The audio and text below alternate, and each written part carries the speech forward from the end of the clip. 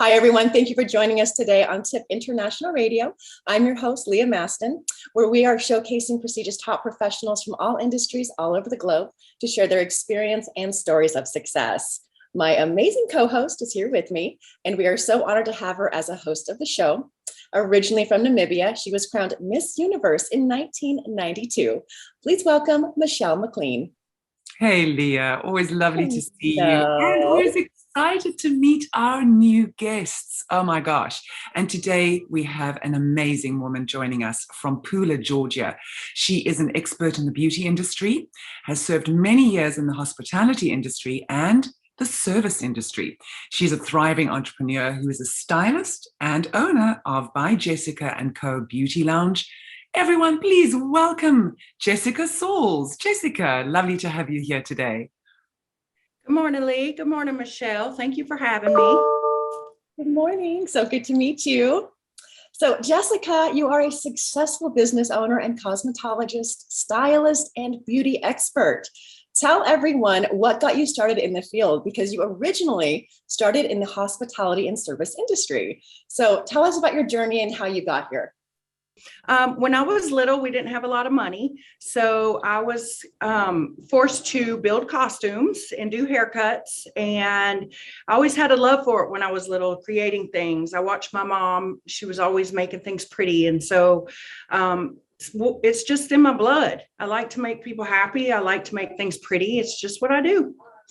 So after I was in food and beverage, I took a leap of faith, and my mom was a little upset with me because I had done so well in food and beverage. She was worried, but I told her, I said, Mom, this is what I want to do. And so I took the leap, and I did it. I love it.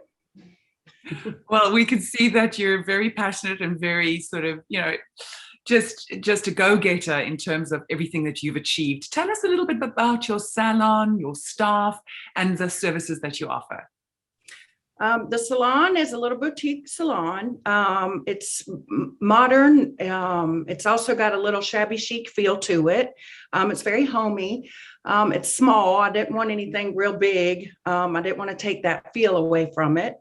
We do men's cuts, women's cuts, children, color, waxing, eyelash extensions, eyelash tinting, eyebrow tinting, makeup, bridal stuff. We do it all. So it's a one-stop shop. Yep. How has it been during COVID, the pandemic? Did your salon keep going? How did you keep your staff? I mean, it must have been quite challenging. It was scary. We had to close for a few weeks. The girls were a little, everybody was a little scared.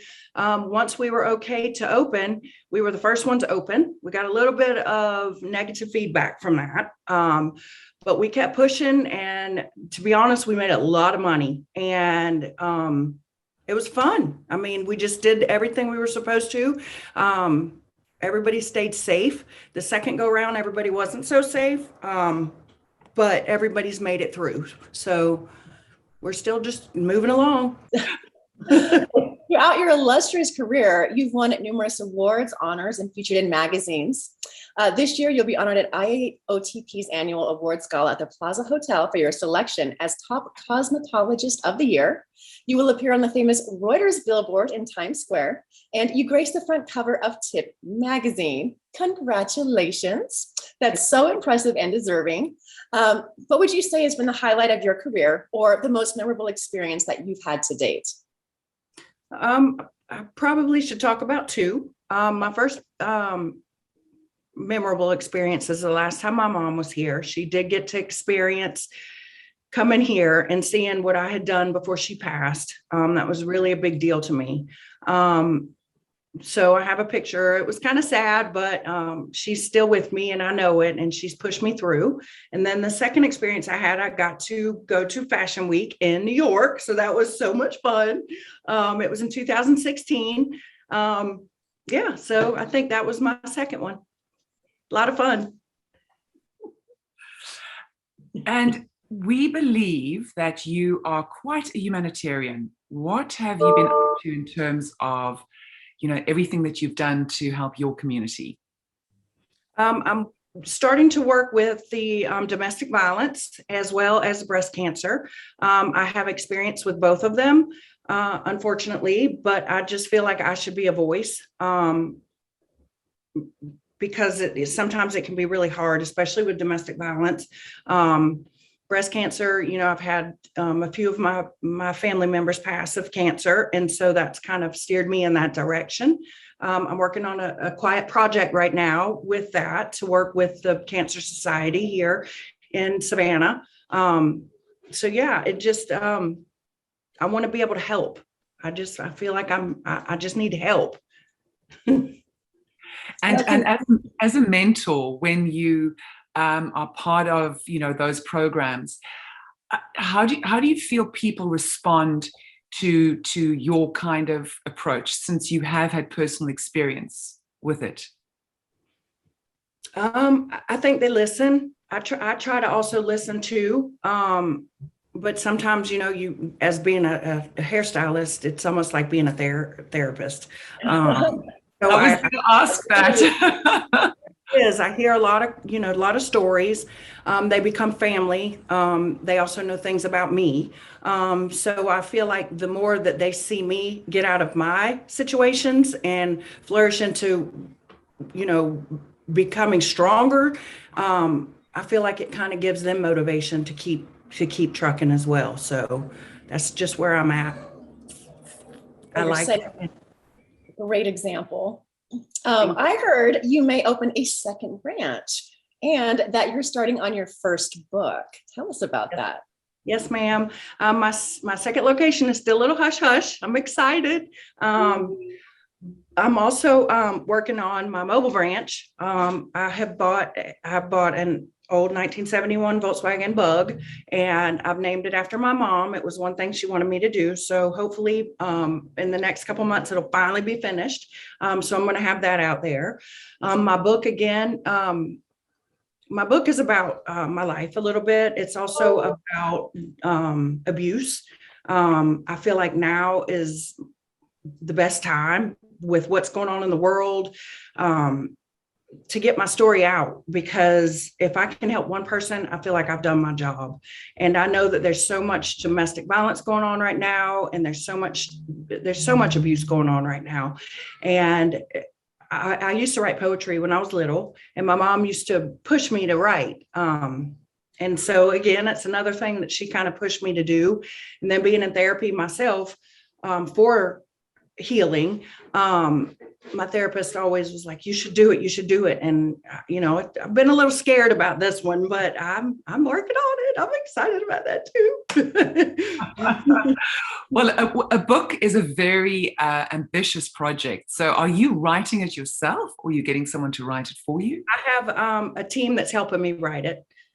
So it's been fun. We'll see. Maybe you can do a movie out of it too. So don't stop there. I don't know about all that. When do you think it'll be finished? They asked me, you know, you've got either six months to a year, and I'm probably more a year, because I have so much stuff going on, you know, and I'm like, this is on the kind of the thing that I'm putting on the back burner as far as everything else that I'm doing. So yeah. Well, you've got a lot to juggle. You're a busy little lady. Yes, ma'am. And my boys keep me busy too. So tell us about your family. Yes. I have two boys. I have one that is 20. He is in school. He wants to be an endodontist. And then I have an older son who is 22, who basically runs, his dad owns a plant nursery, plant farm. And so my son pretty much runs that now. So they're good kids. I got lucky. That's awesome. And do you have any time for hobbies? I like to go I love to be in the sun. I know it's bad. Being a cosmetologist. I love to be in the sun. I like to plant flowers. I love to be in the water. I love to be at the beach. I like hanging out with my friends and family. And I like really just creating things. I like making things pretty. If I'm doing that, I'm happy. So where to from here, if you had to dream of accomplishing anything else in your life, not that you ever need to, because I'm sure you're busy enough, but what would that look like? Sitting back and running my 2 salons, letting everybody else do everything, and having a gin and tonic on your veranda. Yes. What does one drink in Pula, Georgia? What do we drink? Yes. What is your choice of, because I come from Africa, so being on safaris, we have gin and tonics. But what would you have? Well, I'm not much of a drinker, but when I do, I like wine. I'm a wine drinker. I like being bubbly. I'm a Corona girl all the way. well, you definitely, Leah. I mean, you're a world traveler, so you could probably, go around the world just, being able to tell us about all sorts of interesting cocktails. I wish I could, but I can't drink anything else. Oh, really? Okay. Yes, I am a very picky palate. And I was just thinking about, I've only ever been to Georgia. I've driven through there, Jessica, but tell us something that if you had to, tell people about Georgia, what is the most sort of outstanding thing for you in terms of coming from Georgia and living there? Well, I'm not from here. I'm from South Carolina, which is about 45 minutes away from where I'm from. Right. I moved to Savannah in 2000. I really like Savannah. Savannah's very quaint. It's romantic. It's a lot like New Orleans, they say. I've never been to New Orleans, but they do say it's a lot like it. It's very old and Victorian. It's got a little creepy side to it. I love it. There's just a vibe in Savannah that you need to visit. You really need to come visit Savannah. Yeah, that's good. I believe Savannah has quite a big sort of military history from when the country became independent. It was a battlefield, wasn't it? Yes, yeah, I think so. And the Lyme disease took it over. Yeah. Gosh, yeah, the history is very fascinating in America. I mean, coming from Africa, from Namibia, I've been able to learn so much over the last few years, but that certainly is an interesting part of the country. Yeah.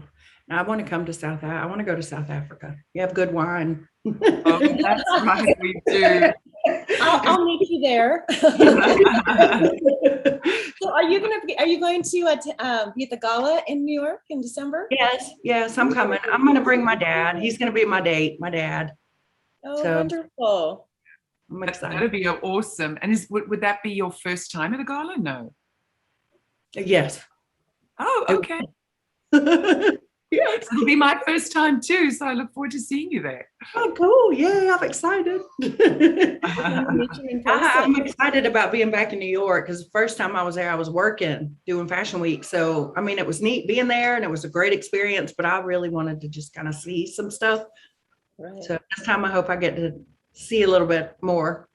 And there's no better time than at Christmas. It'd be so yes. Cool. Oh, it's so romantic.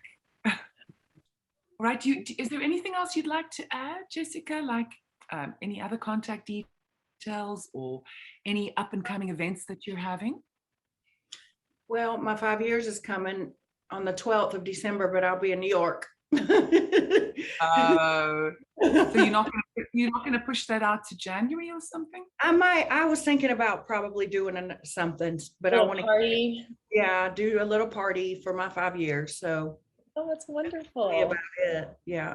That's a big milestone. Congratulations. Thank you. Thank you. Yeah. Thank you so much. Wonderful. One question I didn't get to ask you was, what is your book going to be called? Do you have a name yet?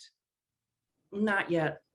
I do, but not yet. I'm not sure. I'm not sold on it yet. So still working on that. It's a work in progress.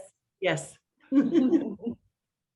Well, Jessica, it's been wonderful having you today and chatting and hearing all about your business.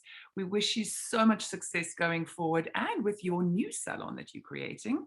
Now, for anybody out there, all our listeners who would like to get hold of Jessica, you can go to www.byjessicaandcobeautylounge.com.